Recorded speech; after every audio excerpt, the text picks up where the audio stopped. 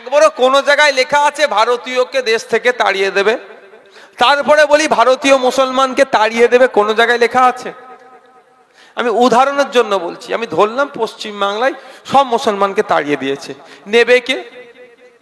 আমি উদাহরণের জন্য বলছি, নেবে কে? কে নেবে?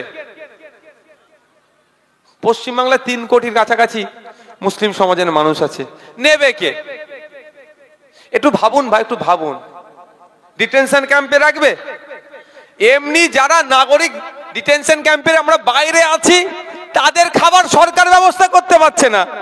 যারা খেটে খায় তাদের খাবারই ব্যবস্থা করতে পারছে না সরকার। ডিটেনশন ক্যাম্পে রাখলে খাবারের ব্যবস্থা করতে পারবে তো? এক নম্বর।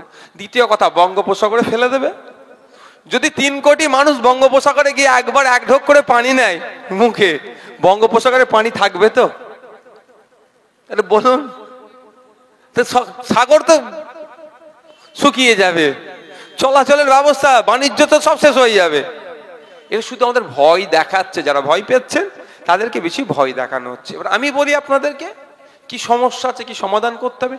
যে ডকুমেন্টস কুনাল হেমব্রম, লক্ষ্মীকান্ত হাসদা, বানান মোহাম্মদ আরিফ আলী, 3টে ডকুমেন্টসে 3 রকম বানান।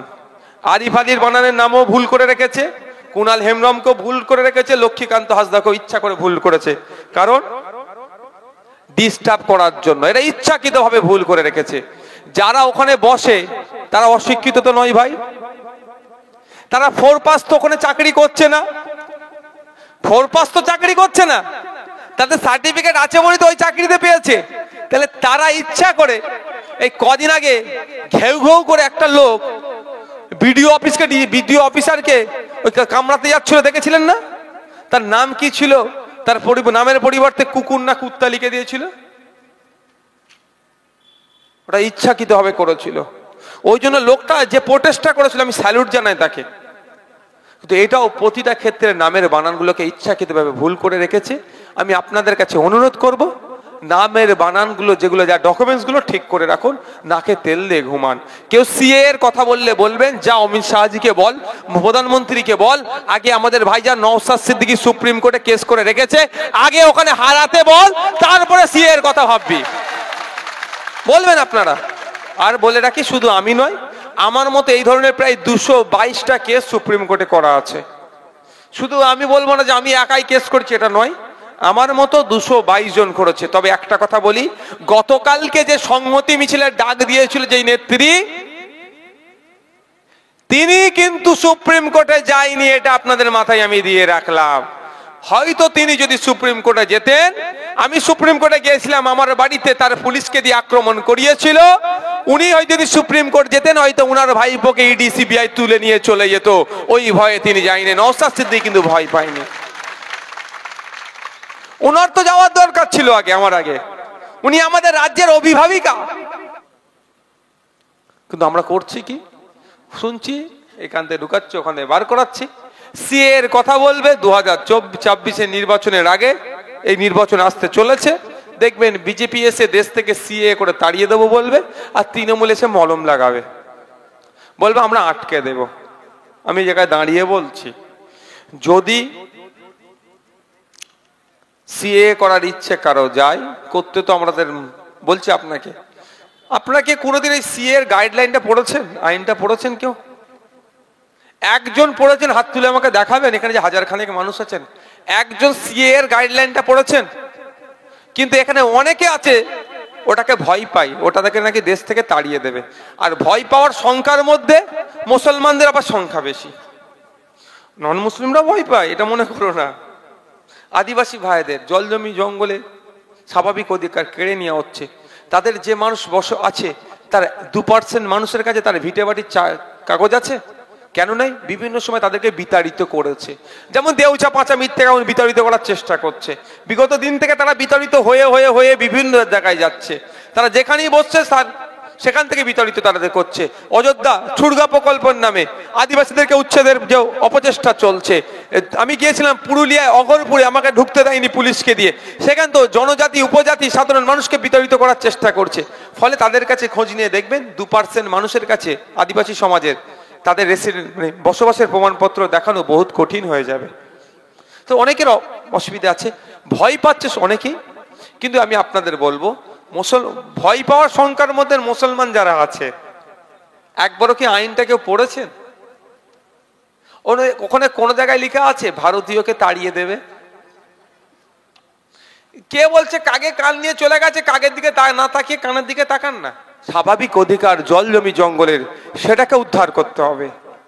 আমাদের দাবি কি? শুধু দলিত ভালোবাসছেন, মতুয়াকে ভালোবাসছেন, কিন্তু এসসি কোটায় যে চাকরিগুলো আছে নন এসসিরা চাকরি করছে কেন? এসটি কোটায় যে চাকরি হওয়ার দরকার নন এসটিরা চাকরি করছে কেন? তার বিরোধিতা করছি, ওই জন্যই আমাদেরকে দেখে দিচ্ছে। আমাদের বক্তব্য হচ্ছে ওবিসি রিজার্ভেশন বলেছেন, কিন্তু বাস্তবায়ন হচ্ছে না কেন? এই পয়েন্টের যখন কথা বলছি, ওদের জয়েন্টে জয়েন্টে ব্যথা করে আইএসএফ কে আটকানোর চেষ্টা করছে। ওরা আইএসএফ কে বলে একটা নির্দিষ্ট ধর্মের পার্টি। লগরটা শোনেন কোথায় হচ্ছে, যখন আমি ফেক এসটি এসসি সার্টিফিকেটের বিরোধিতা করে পারলাম বিধানসভার মধ্যে কথা বলছি, উত্তর দিতে পারছে না। আমি মন্ত্রীকে প্রশ্ন করেছিলাম যে আজ পর্যন্ত কটা ফেক এসটি এসসি সার্টিফিকেট ধরেছেন, তাদের বিরুদ্ধে তাদের কতজনের বিরুদ্ধে আইনত ব্যবস্থা গ্রহণ করেছেন, সেই তথ্যটা আমাকে দিন। মন্ত্রী তখন তাদের ক্যাবিনেটের বাকি মন্ত্রীদের মুখের দিকে তাকিয়ে বলল, এই তথ্যটা আমরা পরে জানিয়ে দেব। অর্থাৎ সে উত্তর দিতে পারছে না। যখন আমি রুমাওড়ার বাড়িতে চলে যাচ্ছি, যখন চলে যাচ্ছি চোপড়াতে, যখন চলে যাচ্ছি বিদ্যুৎ মন্ডলের বাড়িতে, যখন চলে যাচ্ছি দেবত্ব সম্পত্তি উদ্ধারের কথা বলছি, আপনারা জানেন যেমন ওয়াকফ সম্পত্তি আছে, মুসলিম সমাজের পূর্বপুরুষেরা ধর্মের নামে, মাদ্রাসা মসজিদের নামে, ধর্মস্থানের নামে উৎসর্গ করে গিয়েছে, তার দেখভালের জন্য মোতওয়াল্লি নিয়োগ করা আছে। ঠিক একই ভাবে হিন্দু সমাজের পূর্বপুরুষেরা ধর্মের নামে ধর্মের নামে যে সমস্ত সংস্থাগুলো চলছে, তাদের নামে হিন্দু সমাজের পূর্বপুরুষেরা সম্পত্তি উৎসর্গ করে গিয়েছে, যেটা সেবায়েতের মাধ্যমে দেখভাল হবে। আজকে কি দেখছি, যেমন ওয়াকফ প্রপার্টি বেহাত হয়ে যাচ্ছে, যেটা হস্তান্তরযোগ্য নয় সেটা হস্তান্তরযোগ্য করে নিচ্ছে, ঠিক একই ভাবে দেবত্ব সম্পত্তিও কিন্তু হস্তান্তরযোগ্য নয়। এই মমতা ব্যানার্জির আমলে, মমতা ব্যানার্জি যার দপ্তরের মন্ত্রী, তারও আমলে এটা হস্তান্তরযোগ্য হয়ে করে দিচ্ছে, বিক্রি করে দিচ্ছে। আমি যখনও দেবত্ব সম্পত্তি উদ্ধারের কথা বলছি, তখন নওশাদ সিদ্দিকী দাঁড়ি টুপি আছে, মুসলমান ছেলে, আইএসএফ মুসলমানদের দল হয়ে যাচ্ছে। যখন ওয়াকফ সম্পত্তি উদ্ধারের কথা বলছি, নওশাদ সিদ্দিকী তখনই বিজেপি দালাল হয়ে যাচ্ছে। মানে যেখানে যেটা খেলে হয়তো কাজে লাগতে পারে, খাওয়ালে সেটা বলার চেষ্টা করছে। তবে বাংলার মানুষ বুঝে গিয়েছে, পাহাড় থেকে সাগর পর্যন্ত, জঙ্গল থেকে দীঘা থেকে সুন্দরবন পর্যন্ত বাংলার মানুষ জেনে গিয়েছে আইএসএফ এর লক্ষ্য উদ্দেশ্য কি। মানুষের অধিকার সুনিশ্চিত করার লড়াই আইএসএফ আছে, এটা জেনে গিয়েছে। ওই যতই ক্যাসেট বাজাক না কেন, ওই মুসলমানদের দল বিজেপির দালাল, বাংলার মানুষ আর খাবে না। কে বিজেপির দালাল সেটা বাংলার মানুষ ভালো করে জেনে নিয়েছে। নতুন করে আর বলতে লাগবে নাকি? করার আগে বলছি ভাই, আপনাদের এখানে সিভিক ভলেন্টিয়ার আছে তো? তারা অনেক কঠিন দুর্দশার মধ্যে দিয়ে জীবন যাপন করছে ভাই।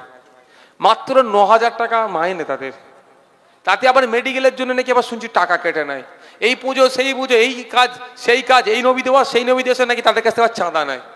তারা যাবে কোথায়? তারাও তো আমাদের পরিবারের সদস্য। আমাদের পরিবারের বাইরে কি তারা সিভিক ভলেন্টিয়াররা? আওয়াজ তুলতে হবে সরকারকে যে তাদের সাম্মানিক ভাতা বাড়াতে হবে, সমকাজে সমবেতন দিতে হবে। পার্শ্ব শিক্ষক থেকে শুরু করে শিক্ষাবন্ধু, শিক্ষামিত্র বিভিন্ন যারা আছে, তাদের সমকাজে সমবেতন দিতে হবে। আওয়াজ আমাদেরকে তুলতে হবে। এবং সাথে সাথে পুলিশ আমাদের বন্ধু। এই থানার নাম কি? রাজাপুর থানায় কত মানুষ থাকে জানেন? 2.5 লাখের কাছাকাছি, 2 থেকে 2.5 লাখ। থানাতে কত অফিসার আছে জানেন? 20টা অফিসার নাই থানাতে, 20টা পুলিশ নাই, 2 থেকে 2.5 লক্ষ মানুষ থাকে। সবাই আজকে রাত্রে আমরা সবাই নিশ্চিন্তে ঘুমিয়েছিলাম। কেন? কি কারণে? আমার 20টার কম হলো, এই ধরেন 10 থেকে 20টাই ধরছি, 20টার নাই পুলিশ আছে, তাদের জন্য আমরা নিশ্চিন্তে ঘুমিয়েছিলাম। তো তাহলে আমরা 2 থেকে 2.5 লক্ষ মানুষ, আমার 20টা পুলিশ বন্ধুর উপরে ভরসা করে ঘুমিয়েছি আমরা। ওরা আমাদের বন্ধু, ওরা আমাদের শত্রু নয়। ওদের সাথে আমরা কেউ কোনোদিন খারাপ আচরণ করব না। প্রয়োজনে কেউ যদি আইনের বাইরে কাজ করে, খোঁজ নিয়ে দেখুন কলকাতা হাইকোর্টে অনেক থানার ওসি আইসি কে আমরা ডাকছি, আইনের মাধ্যমে গিয়ে যে স্যার করছে, ওখানে বাইরে ধমকাচ্ছিল না, ব্যাটাগুলোকে কোর্টে নিয়ে যে চুপ করিয়ে দিচ্ছি, টুপি খুলিয়ে এরকম করে দাঁড় করিয়ে দিচ্ছি। তো আপনাদের এই যে ক্যাপ যেটা পরে, যেটা ক্যাপ পরে, তো যে আইন বহির্ভূত কাজ করবে তাদের বিরুদ্ধে আমরা আইনি লড়াইয়ে যাব। আমরা আইন হাতে তুলে নেব। সবসময় পুলিশ প্রশাসনকে আমরা সহযোগিতা করব, সাথে সাথে এটা আমরা আওয়াজ তুলব, পুলিশও আমাদের পরিবারের সদস্য, আমরা এক পরিবারের সবাই। পুলিশের যে শূন্য পদ আছে, প্রায় 1.5 লক্ষ শূন্য পদ আছে, সেটা অবিলম্বে স্বচ্ছতার সাথে পূরণ করা হোক। কারণ আমরা কি দেখছি জানেন, এক একটা পুলিশকে 16 ঘন্টা 18 ঘন্টা করে ডিউটি করতে হচ্ছে।